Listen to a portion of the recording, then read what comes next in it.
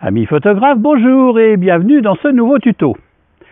Au fil de mes tutos et de mes formations, il y a certains principes, certaines idées, certaines pratiques ou conseils que je te délivre pour t'aider à améliorer ta création photographique.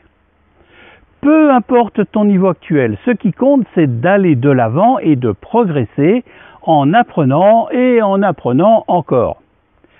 L'un de mes conseils est de fréquenter les œuvres d'art et de t'inspirer des plus grands artistes.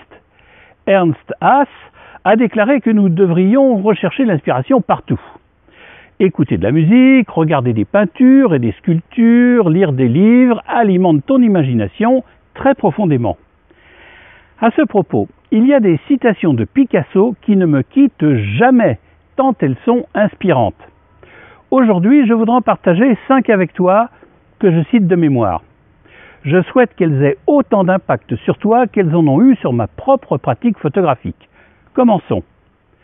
L'art enlève à l'âme la poussière de la vie quotidienne. Cette citation résume très bien ce pourquoi nous pratiquons un art. Pour oublier un temps le quotidien et pour nous emplir le temps de cette pratique d'une profonde plénitude. Pratiquer un art, en quelque sorte, nous fait sentir plus vivants et créer un lien fort avec notre environnement, débarrassé du banal, du futile ou de l'accessoire.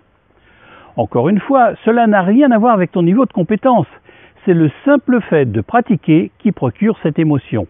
Alors, respire profondément et lors de tes prochaines séances de prise de vue, laisse-toi aller et profite de ce moment privilégié où pendant quelques minutes ou quelques heures, le temps est suspendu pour te laisser créer, c'est-à-dire exister. L'inspiration existe, mais elle doit être travaillée. On admire souvent les musiciens de jazz pour leur capacité à improviser. Mais qu'est-ce que tu crois ? Ces musiciens travaillent des heures et des heures à chercher de nouveaux riffs, à les enchaîner, à les modeler. Eh bien en photo c'est pareil, sauf inspiration divine, plutôt rare, crois-moi, seul le travail, la curiosité, la recherche et tout ce qui te met en mouvement te permettront de trouver l'inspiration, de booster ton imagination et de développer ta créativité. J'ai écrit une formation là-dessus pour te dire comment faire. Ne crois pas un seul instant que c'est en attendant l'inspiration qu'elle viendra. Tu dois retrousser tes manches et, pardonne-moi l'expression, te remuer les fesses. L'art est l'élimination de l'inutile. C'est mon credo. Choisis bien ton sujet et soigne ton cadrage afin d'éliminer tout ce qui n'a rien à faire dans ton image. Et si tu ne peux pas tout éliminer dès la prise de vue, ce qui reste tout de même préférable, n'aie aucun scrupule à retoucher ta photo, seul compte le résultat final. Il est vrai que c'est plus facile pour un peintre qui a le choix de ce qu'il incorpore sur sa toile, alors que le photographe doit éliminer ce qu'il ne veut pas voir figurer sur sa photo. Mais l'idée est la même, simplifie pour ne montrer que l'essentiel. Évidemment, il te reste à définir pour chacune de tes images ce qui te semble essentiel. Il y a des peintres qui transforment le soleil en point jaune, mais il y en a d'autres qui, avec l'aide de leur art et leur intelligence, transforment un point jaune en soleil. Dans ta pratique photographique, tu as le choix. Ou bien tu prends des photos de type documentaire, ou tu crées des images qui traduisent tes émotions, suscitées par la scène photographiée. Les images les plus fortes, celles qui ont le plus d'impact, sont celles qui traduisent un sentiment personnel, joie, peur, tristesse, que sais-je. Ou un sentiment universel, l'horreur de la guerre par exemple. Ne transforme pas le soleil en point jaune, mais transforme un point jaune en soleil. Je fais toujours ce que je ne peux pas faire pour apprendre à le faire. Encore une citation qui t'invite à te bouger le cul. Oh, pardon, ça m'a échappé.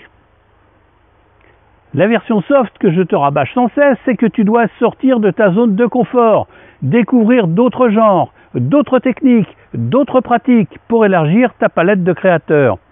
Sois entreprenant, n'aie pas peur des erreurs ou des échecs et ne te dis jamais « je ne peux pas le faire », mais plutôt « je vais essayer de le faire ».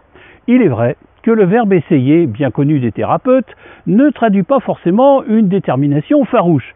Mais tu auras compris l'idée, sois positif et lance-toi. La vie est courte, alors n'attends pas. Voilà, ce tuto est terminé. En apprenant des plus grands et en mettant en œuvre ce qu'on en a appris, on ne peut que s'élever dans son art. La photo est un art que tu pratiques. Alors, fais tout pour t'élever le plus haut possible dans cet art. En attendant, ce serait sympa de partager cette vidéo et de laisser des commentaires. Et si tu rejoins cette chaîne, n'oublie pas de télécharger les 2 guides gratuits dont tu trouveras le lien dans la description de cette vidéo. Allez, je te dis à la semaine prochaine pour un nouveau tuto.